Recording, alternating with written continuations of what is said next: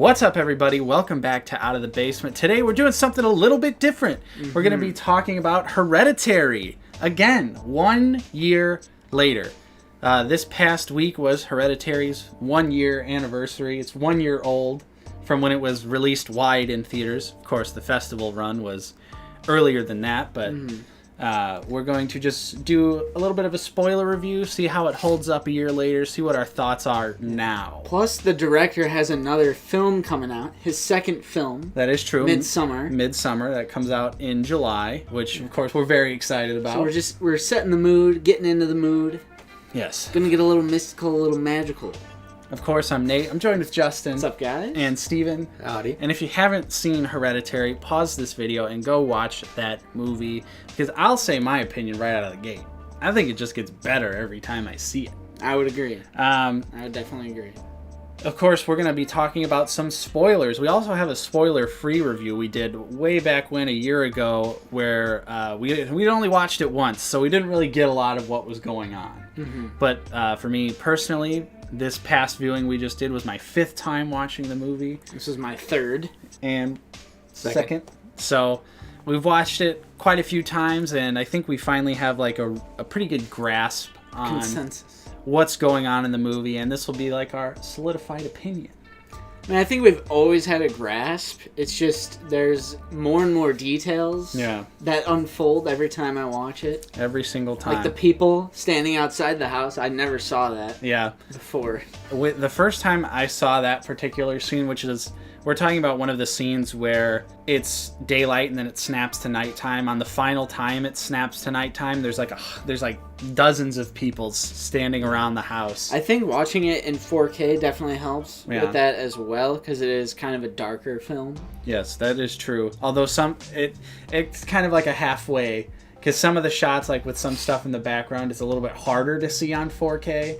But yeah, when I first saw that shot, like I was like I could feel like the tears welling up in my eyes because I was so scared. This might be sacrilege, but when I first saw that scene, I did notice it the first time, the people standing around, and I instantly thought of Paranormal Activity 3. Ugh.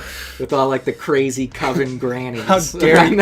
How dare you lump this movie in with Paranormal Activity 3? Obviously they're in completely different leagues, but I like Paranormal Activity 3 for what it is. I agree. This film just makes me beg the question, why are old people, no offense, but why are old people so scary? Especially they're the worst. Especially naked old people. Because they're gross. More specifically, female, old grannies who are naked. Gross. Are terrifying. I don't even think it's that. Old naked men are scary as well. But it's just something scared about of naked men. Like the shot where Toni Collette's character is like messing around with the boxes near she shuts the light off, and then she's like standing in the shadows. Easily I say least favorite, but truly frightening scene. Like, just stuff like that just sends chills down my spine. I think it's because, I mean, obviously can't speak for everyone, but like you picture your grandparents and like how nice they are to you, and like being like a little kid and being like, oh, like, you know, old people can't hurt me. They're old people. Like, they're just nice and they're old. Yeah. But when you see them in like a threatening position like that, you're just kind of like butt ass naked. Yeah, it's just like it's not normal. It's a little bit taboo. So it's like in your mind, you're like, this is really fucking wrong. And it's relatively new. Yeah. I mean, I'm sure there's examples all throughout history, but It Follows has a lot of that. The Visit. Yeah, The Visit. What was the new It Chapter 2 trailer? Yeah. I mean, that's from the book, I know, but still, it's the like taking of Deborah Logan. Yeah, that is true. Movie. The thing that, like, those movies, they follow that trope. I hate this trope of the haunting or the demon-possessed person, like, their mouth going... Like, it always, like, in every movie, their mouth expands to, like, 5 times the size, or at least, like... Well, I think in that movie it worked, because wasn't she, like, a snake lady demon? Like, yeah, she's, like, eating the chick, so it works. But I feel like every horror movie just goes like, well, you know, if this person's possessed, they gotta have... And then, like, they're crawling around and the bones start... Yeah, they're contorting. Possession of Hannah Grace? Yeah, that's how that movie was. The mouth thing drives me crazy. What do you think about that? Am I just OCD or just having a pet peeve or what? So, I think what really separates Hereditary apart from a lot of other horror movies is just the absolute realism of the situation. It deals with a death in the family, which, of course, if you've ever dealt with that, you know, like, how heavy things can get. And I really think they portrayed the grief well in the movie, throughout the movie. Couldn't have done it any better. Yeah, especially when Charlie dies, the little girl, and Toni Collette is like screaming and crying, and she's on the floor, and she's saying she just wants to die. Yeah, Dead Meat podcast. They sum it up really well. I remember this quote they said, like, it's not escapism horror. Yeah, this is like depressing sort of horror, right, but not right like in the feels, but not like too depressing because it has enough of those other elements in it. Yeah, and it's not like how Bucky, you said, In the Eyes of My Mother. Yeah, where it's just like 100% depressing, and you like, just never don't want to watch it again. Yeah, and the characters are so relatable in a lot of ways.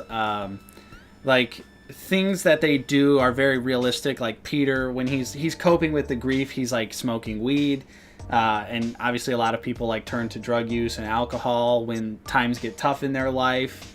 So it's like that kind of angle of him trying to deal with it was just like very like something that is like, you know, you've seen before. Yeah. You know, you have family members that have gone that route. And Toni Collette's character is just pretty much hysterical. Yeah, and that was truly like just.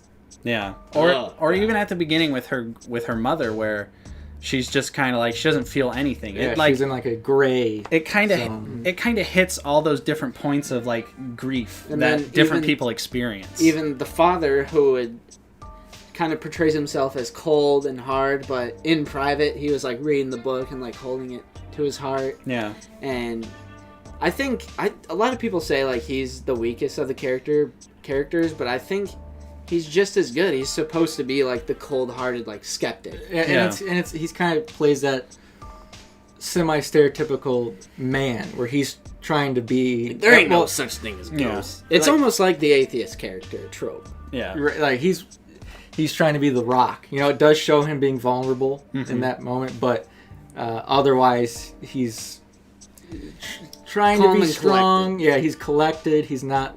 And there's a lot of moments where he's trying desperately to hold the family together, like like at the dinner table scene when Toni freaks out on Peter. Which is great. It's a great scene, fantastic acting. Toni Collette should have got nominated for something, but of course the Oscars don't fucking count horror movies. And he's just kind of like, okay, that's enough. Like, we're done.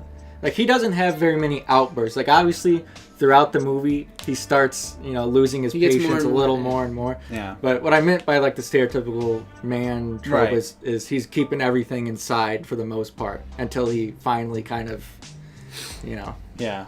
But even at that, he still doesn't really, believe. Like, even at the very end, he said, "You're sick. Like, we need to get you to a doctor," or whatever he says. Yeah, even after being shown, like, when Charlie, like, gets inside of Annie and the voices are switching, even after that, he's like, no, he's like, Annie's just crazy. Like, she just has had a horrible, like, mental breakdown and is being affected by this, which is an interesting angle to see it as. Because obviously, as the viewer, we know that something else is going on, but from his perspective, I can totally see why he's just like, oh, my wife had a mental breakdown and now she's like kind of like schizophrenic or something. Which is also even more relatable to me because that is the case in 100% of reality. Yeah. Like, it is people with some sort of mental issue. It's not like real demons. So, like, I totally relate to that guy's character when even after all that, he was like, no, you're sick. Yeah, which is pretty much moreover what I was getting ready to say is that you buy his skepticism and denial, like you get it, even though he's seen the glass move or the voices. It's not to the point where it's like completely undeniable. Right. Like you could explain away the glass. Like I think the windows were closed, but I don't know. Maybe you could say there was a breeze or there was a fan on or something. There was one window open in that scene. Okay. Well, where you can explain that away. The voices, I don't know. Maybe she's just doing an impression. Right. That's what I was saying. So it's not like one of those like clear cut cases like you see in other movies where there's that one staunch like nah. Yeah. Oh, like the Scully and Mulder thing. Yeah. It's like Scully You've seen aliens. You were you- abducted. You were impregnated by an alien, and then And she's just like, nah, I'm a doctor of medical science. one season later, she's like, I don't believe you, Mulder. Yeah, it's like, and even in the movies, you're like, you've gone through 9 seasons of this shit. Like, maybe you should listen to Mulder this one time. No. Another thing that's really great about the movie is just the framing and the shot composition and the overall cinematography. It's so detail oriented. There's so many things to pick up on that, for me, I'm watching it 5 times. I've noticed something new every single time I watch the movie. Same with me, yeah. There's just little things that you're just like, oh my god, like the layers to this movie are insane. So, like, everyone obviously knows the opening shot of when it zooms in on the dollhouse and then it becomes the scene. Mm-hmm. Well, they kind of continue that, but it's not as straightforward as showing the dollhouse and then zooming in. But there's a lot of shots, usually on, like, the first level of the house, where the camera is super far away, like, more in, like, an unorthodox way than, like, a standard movie would be. It's so far away, and it kind of gives you the illusion that they're in a dollhouse. Right. That's just an unbelievable level of detail that you don't really see in a lot of movies. It's what really makes this movie special. It's like the scene where Joni and Annie are at the craft store, and you see that just for a quick second, the back of Joni's car is filled with chalkboards to set Annie up in a later scene where she's like, oh, I'm talking to my son Louie, and she's like, here's his favorite chalkboard, and I'm like, you just bought that chalkboard. Like, I saw you. That's one of my favorite things about the film, is that there's just so many details that you would miss on a first viewing, even because you're not second viewing because you're not looking out for that, like the symbol that was on the telephone pole, right? And she's wearing the necklace. Yeah, you said the chalkboard. The symbol can be found like everywhere. Mm-hmm. The names on the wall, like you see them the first time, but you don't really know what they mean. Yeah, and I mean, even you kind of have to Google what they mean. Right. The only thing that I thought was just like, come on, is when she starts, when Toni Collette's like waking up to like what's going on, really, and she's like going through her mom's boxes and she's pulling out the rugs and like it's like, you didn't go through that at all. Like, well, you would never think anything of a random design, right? Well, yeah, but even so, like, even the books, like in the spirituals, like, oh, like what the fuck is Grandma doing? Yeah, I mean, maybe. I would never go through my mom's books. Yeah, like actually, like open them and like flip through it. Like, I mean, maybe she would look at the cover, but like, yeah, I don't know. Maybe I'm nosy. And and then like the classroom, which is kind of a trope. Like I think it's more so a reference to Halloween, because the teacher is talking about kind of the events that are going to unfold. And the themes of the movie are literally on the chalkboard right behind the teacher's head. Which, I mean, whatever. Even the most casual of moviegoers are not even going to pick up on something written on the chalkboard in the background. No one's paying attention to that. You're focused on what the teacher is saying, but the teacher is also explaining, like, what is going to happen to Peter. And like his fate is inevitable. He can't escape it, and doesn't make it tragic or less tragic. It's just so like, it's like right in front of you, but a lot of the time it's just going right over your head until you're really like sitting there thinking about it, and you've watched it a few times. It's almost a simple story, but at the same time incredibly complex. It's presented as simple, but the more you get into it, the more you start to like let it sink in.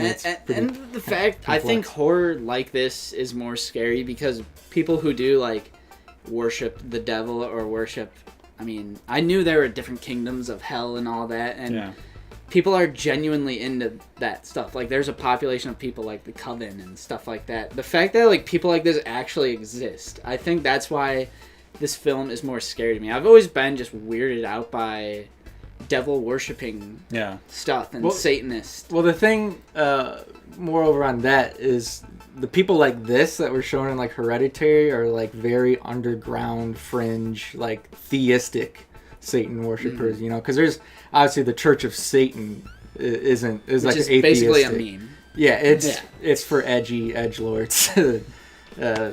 Sorry if that's one of you, but smash subscribe if it is.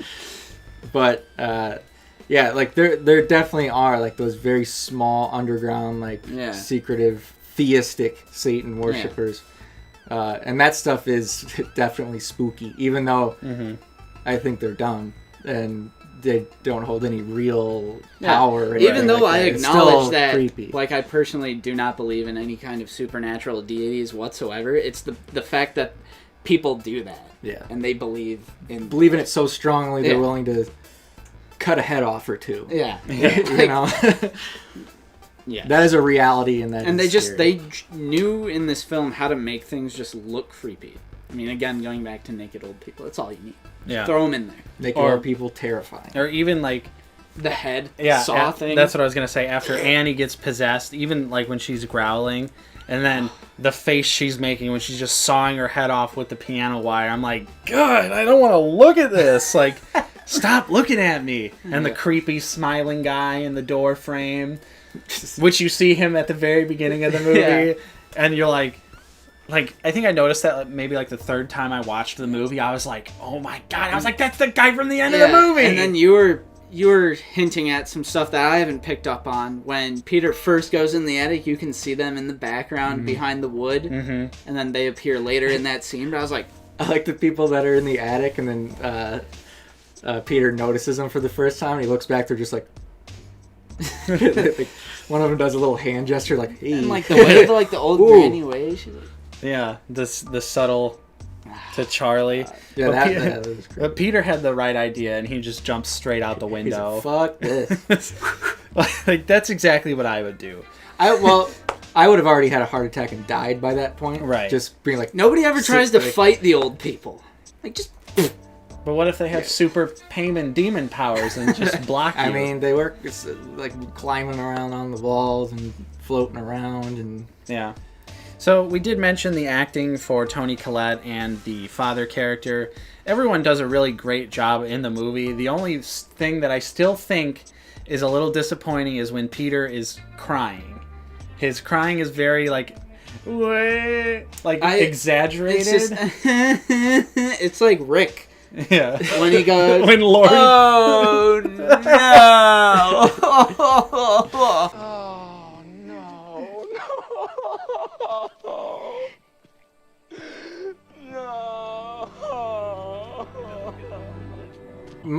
His crying bothered me my first viewing, but this second viewing it didn't bother me in the slightest. I mean, now that I just know it's there. Yeah, it's like it's not as jarring. Like every single watch, it's just kind of like gets less and less of an issue with the movie, but it still is there, and I can definitely see why people would be like, CGI flies. Yeah, the CGI flies are pretty bad too, but that's also a very small part of the movie. Yeah. I heard somebody explain Peter's cry in this way. I don't know where I saw it, or if it was it may have been a comment on one of our videos, but I really like that explanation. I think it helps me accept it, is that his crying is very childish. Yeah. It's almost like he's been reduced to like, you know, all of his, we've all been teenagers in high school, the testosterone's flowing, the hormones going everywhere, we're, you know, supposed to be tough guys, we're cool. We're deuced out. Yeah. So, you know, it's like he shed all that macho bullshit. He shed all, and he just like reduced to like a child. Right. And like just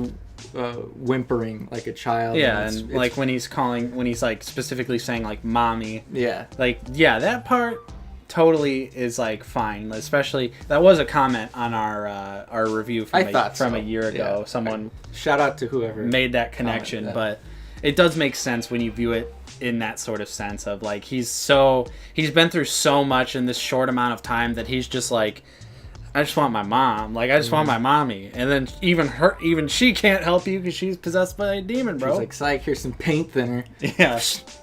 And then of course another great thing that we all love in movies is a movie that can actually scare you to your core, that doesn't have cheap jump scares. Because I'll just say it, jump scares are not real horror. Jump scares are just something that startles you as a human being, and it's like loud noises. It's like something you can't avoid as a human, like loud noises, stuff like that. It makes you jump. That's like hardwired into you. I think fake out jump scares are even more offensive. That's what I because I absolutely love LOVE, the Conjuring film.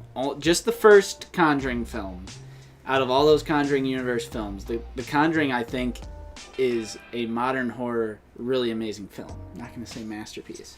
Yeah. And there are jump scares for a mainstream horror. There are jump scares in that film, but they're actually scary because they're backed up by scary imagery. It's not like a cat jumping out at you. It's not a friend. You know, hey man, like, why do you talk like that? I think you can use jump scares to a good effect. It's just 90% of the time it's just bull crap. Mm-hmm. It's just crap. Whenever we get on this subject, it always comes to mind the movie, the first one, because I know there's been like, I don't know, some spin-offs or whatnot, but The Haunting in Connecticut. Mm-hmm. There's this fake out jump scare that's like in the basement, like the kid is like in a trance or something, and it gets real quiet, and then you see the mom was already down there and she's like mopping and shit, and then it just goes like the mop on the floor goes it's a mop that scared you. I was like, really? Yeah, that's kind of awesome. I don't remember that movie at all. I need to rewatch it. It's been a while. Hopefully I could find that scene and like splice it into the video. Yeah, I remember when I first saw that, I was so pissed off. I got scared by a mop. Right.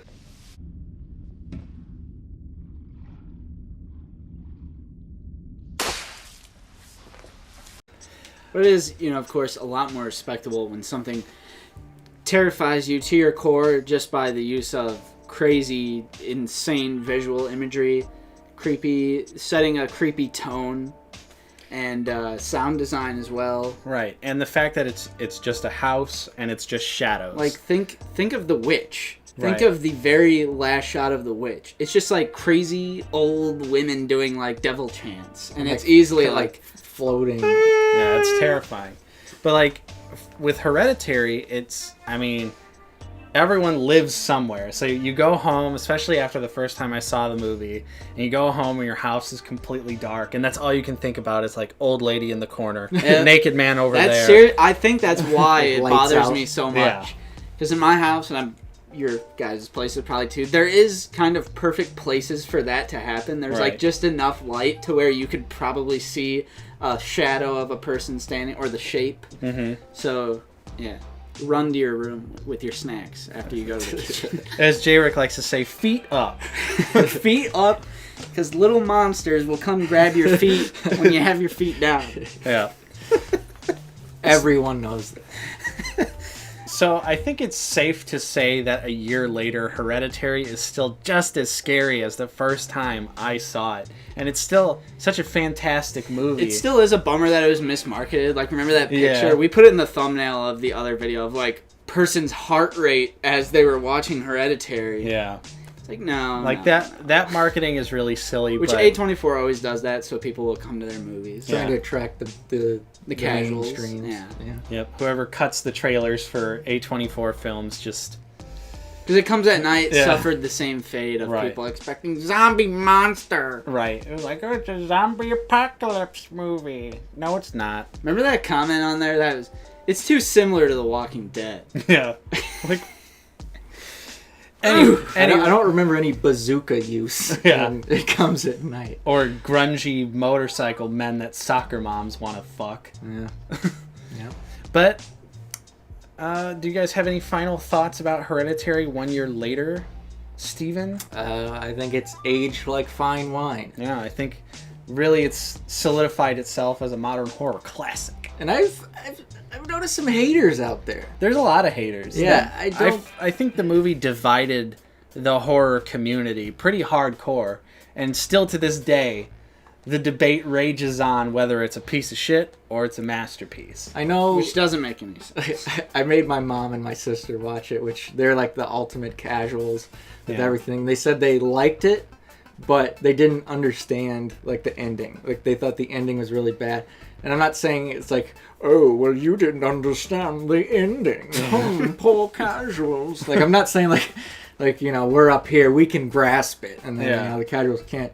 I'm just saying it's like, there's really not that much to get. It's pretty spelled out for you at the end. It's not... Yeah. I don't know if I 100% understood it first watch, but that doesn't mean I dislike it. Right. Like, just because you don't understand. I mean, Annihilation. Yeah, It's like imagine my mom or sister watching a David Lynch movie or Twin Peaks. Like, if they don't understand like Hereditary, like imagine watching something like that. It's like I think Hereditary isn't that hard to get. And I think I can speak for all of us when like we really enjoy movies that make us actually think or like have something to think about after the movie. It's not just an experience of, oh, I just watched the movie. Well, that was fun. Like, there's a time and a place for that, because that's right. basically what a lot of like modern slashers are. Mm-hmm. Like Friday the 13th is kill, fun time, entertaining to watch, but you don't really, it doesn't like stick with you. There's a balance. Yeah. So when it comes to like these more theistic or supernatural, like paranormal types of horror, this is the horror that I just absolutely love. Hereditary, The Babadook, The Witch. Mm-hmm. Stuff that's just not the possession of Hannah Grace. Like, there doesn't need to be some monster out to get you. Like, I'm a little gremlin. Yeah. Right. And that's what I feel like. There's just something, there's more to it. We were the monsters all along. I would almost be, like, I don't want to say this, but, like, at the same time, like, I almost guarantee if this movie had, like, a definitive ghost or demon or something at the end, the conversation would be a lot different within the horror community about whether or not it's a bad or good movie. Like if there was a nun standing at the end of the doorway. And the candles start blowing out one after the other. And then it got real quiet and went, yeah. So yeah, Hereditary 1 year later still holds up. Can't wait for Midsommar. Super excited to see Midsommar because it looks polar opposite. Hereditary is a very dark movie. Very confined, indoors. Yeah. Midsommar, bright daylight, outside. But at the same time, you can tell that it's Ari Aster. Well, yeah, because it's still got that culty vibe going on with it. Super excited to see that movie. And I noticed it has like the white bars instead of black bars. I don't know if they're going to do that the whole movie, but I think that would be interesting. Yeah, that would certainly add to like... I almost feel like the movie looks so bright, like intentionally it's like trying to like blind you in a way. But just wait until that hits theaters. Yeah, that'll be another... It's too bright! That'll be another war where we'll be the White Knights of Ari Aster. All of the Game of Thrones episode 3 people saying it's too dark. They're gonna go, I can't see anything, it's too bright! Like, what do you want? But what do you guys think of Hereditary? Have you seen it at all? Have you watched it once, changed your mind, or maybe you didn't like it from the get-go? I'd love to hear your thoughts in the comments down below, because it's just such an interesting movie to talk about. There's so many layers. It's like an ogre. I was just about to say, like onions. Yeah. Of course, if you enjoyed our little retrospect on Hereditary, don't forget to smash like and subscribe if you are new. We're trying to get back into talking more about movies. Yeah, let us know if you want us to do a little more retro. Yeah, not necessarily new releases, because it's kind of hard for us to get together a lot anymore with, real life getting in the way. So let us know if you like this, because we definitely want to do more of it. We want to continue to talk about movies more, because we kind of got away from that for a little while. Of course, I'm Nate. I'm joined with Justin. See you guys later. And Steven. Take care. Thank you guys so much for watching, and we will see you next time on Out of the Basement.